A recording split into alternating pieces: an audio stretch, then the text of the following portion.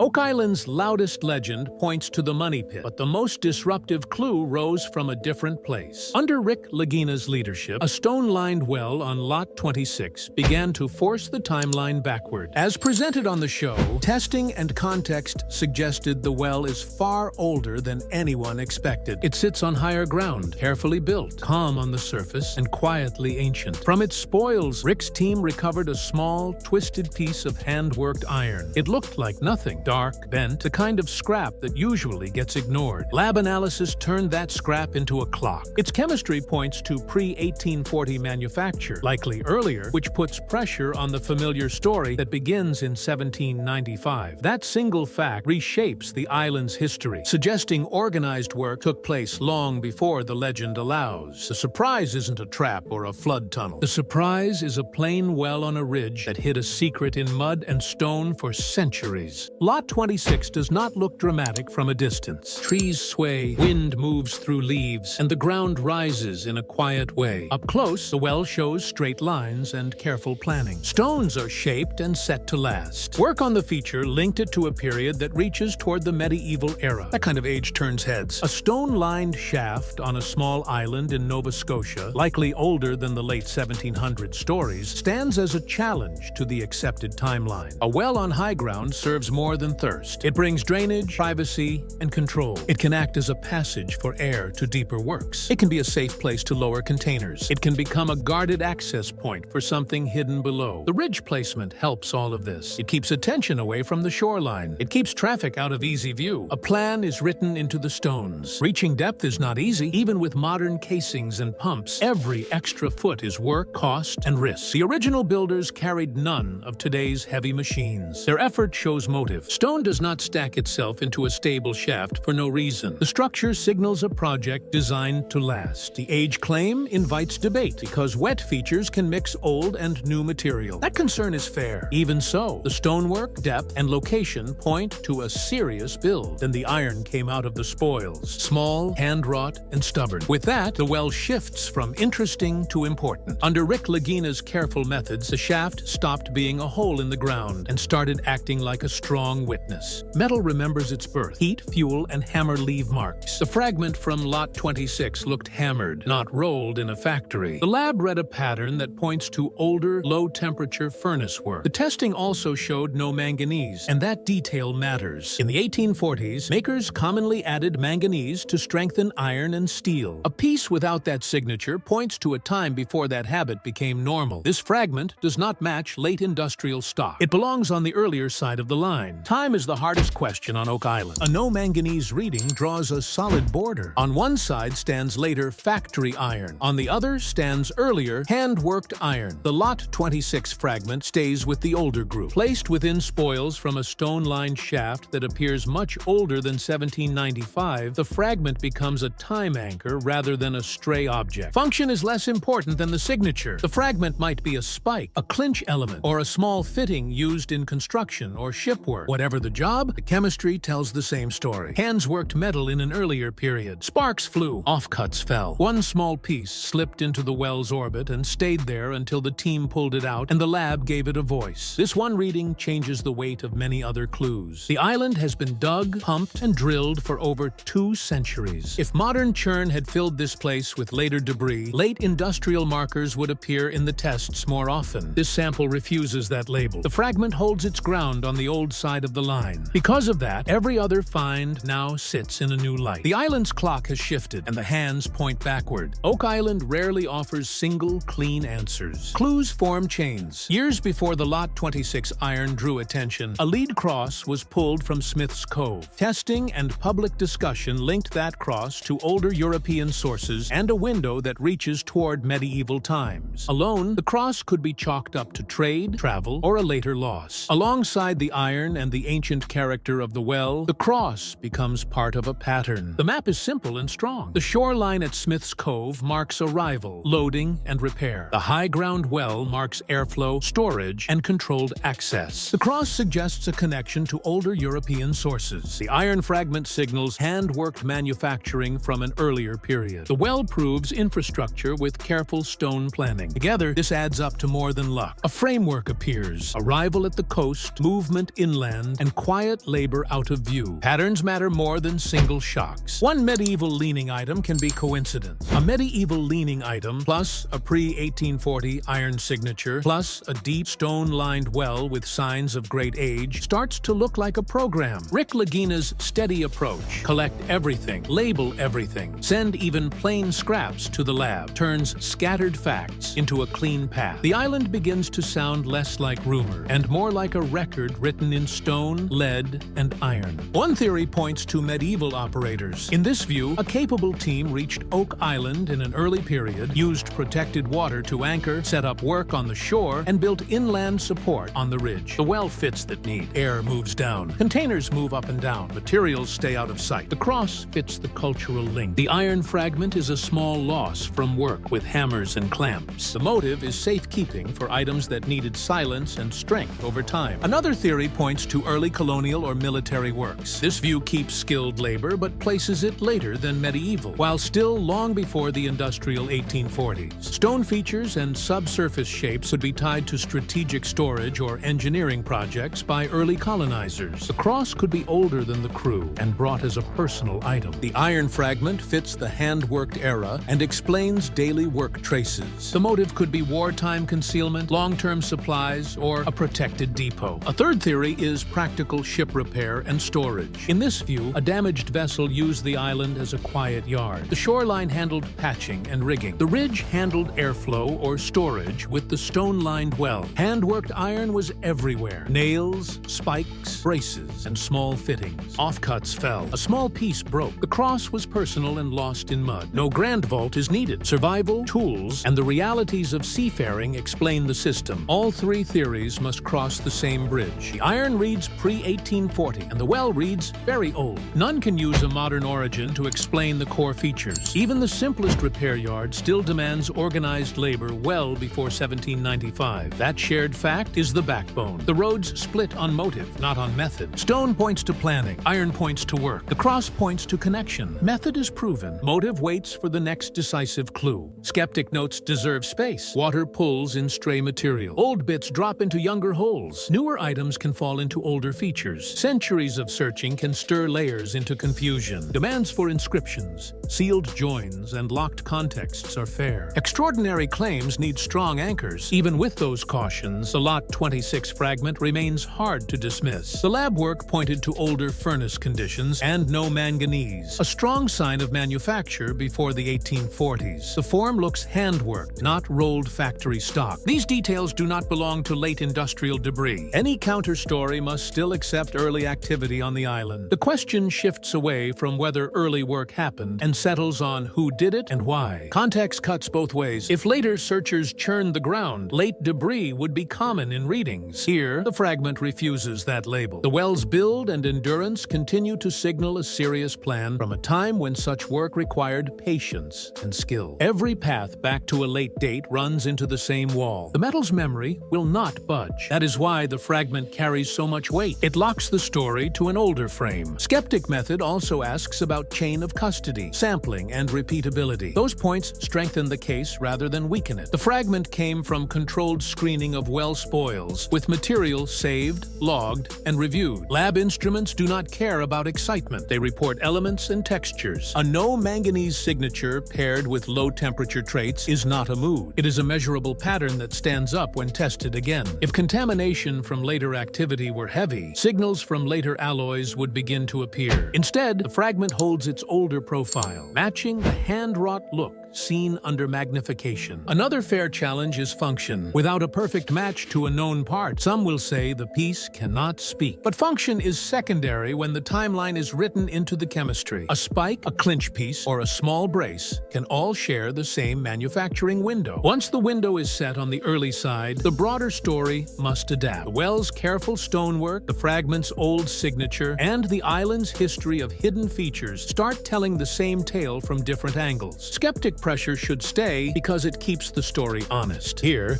that pressure leaves a cleaner core. Rick Lagina's team keeps the focus on facts that survive stress. Careful screening, saving every bucket, and sending even dull finds for testing lets the ground speak without noise. The result is a tighter story that can handle hard questions, welcome new data, and still stand. Any quiet program needs 5 basics: water, airflow, storage, cover, and movement. Water keeps workers going. Airflow makes deeper work safer. Storage protects tools and sensitive cargo. Cover hides effort from wandering eyes. Movement links the shore to the ridge without creating obvious scars. Lot 26 as well supports each need. High ground drains better and hides traffic. A stone-lined shaft moves air or lowers containers. The shore at Smith's Cove handles anchor, cargo, and repair. Natural breaks hide paths between water and ridge. Ropes, rollers, and sleds move heavy loads without deep ruts. At the ridge, a collar of stone lets cargo drop out of sight. Built right, such a system can last for centuries and still confuse anyone who comes later. In that kind of daily grind, iron does the simple work that makes big tasks possible. Nails hold planks. Spikes grip beams. Braces keep frames steady. Clamps and bands stop cracks from spreading. When iron is hammered by hand, small bits fall. Scale flakes off. A piece bends and snaps. In damp ground, many materials fade. Hand-worked iron stays as a whisper that will still speak. The Lot 26 fragment is that whisper. The lab turned it into clear speech. The cross from the shore fits this routine world. Crews bring personal items. A cross can be a comfort or a reminder of home. Mud swallows such things quietly. Finding one near the shore proves real presence, not just a story. Finding pre-industrial iron inland proves real work, not just presence. Finding the well proves real planning. Presence, work, and planning create a stronger base than any rumor. With that base in place, the next steps are clear. Keep pulling controlled samples. Keep logging context. Keep letting lab results guide the map. Small pieces can do large work, as the fragment has already shown. Oak Island's clock has moved. Under Rick Lagina's leadership, work on Lot 26 revealed a stone-lined well with ancient character and a hand-wrought iron fragment whose chemistry points before the 1840s and likely earlier. The money pit remains the legend's center, but the ridge now holds the best pressure on the timeline. The lead cross from Smith's Cove adds a second-old light to the map. Together, these clues show early, organized activity that linked shoreline work to inland infrastructure. Skeptic caution remains welcome. Context can confuse. Deposits can mislead. Yet the most stubborn facts stand firm. The well looks far older than the late 1700s story and sits where a quiet operation would need it. The iron fragment carries a no-manganese signature and signs of older furnace work, setting it on the older side of the line. The cross aligns with older European sources and sits neatly in a layout that moves from coast to ridge. Those facts do not settle motive, they do settle method. A program existed. Skilled hands built with stone struck iron by hand and left durable traces. 3 lanes still fit the evidence: medieval operators, early colonial or military works, or unrecorded ship repair and storage. Each explains the core features in a different way. The next step will come from more sealed contexts, more timber dates, more small pieces of metal with signatures that lock to known windows. The island has already delivered more than a headline. It has delivered a stronger base for the mystery itself. Thanks to Rick Lagina's steady, evidence-first approach, the story now rests on stone, iron, and lead rather than rumor. One plain fragment moved an entire timeline. If one fragment can do that, the next 3 could decide which lane wins. For long-form investigations that connect clear clues to clean timelines, subscribing to Gold Era 2.0 ensures new deep dive videos are not missed. Each new result will be tested against this map. Lot 26 as well. The hand-worked iron, the shoreline cross, and the pattern that ties them together. So the story keeps moving forward, step by careful step.